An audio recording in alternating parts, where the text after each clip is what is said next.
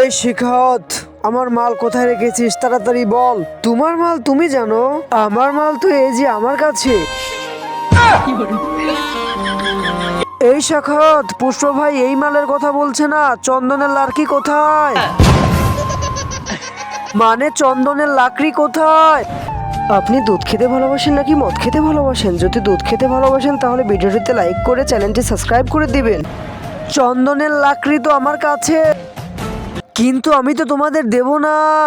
এই শাখাত, তুই দিবি না, তোর ঘাড় দিবে, তোর 14 গোষ্ঠী দিবে। তুই পুষ্প ভাইয়ের সম্পর্কে তোর কোনো ধারণাও নেই। পুষ্পারাজ ঝুঁকেগা নেই, হারকিস ঝুঁকেগা নেই সালা।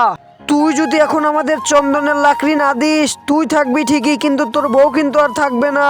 একদম কিন্তু বাড়ি থেকে তুলে নিয়ে যাব।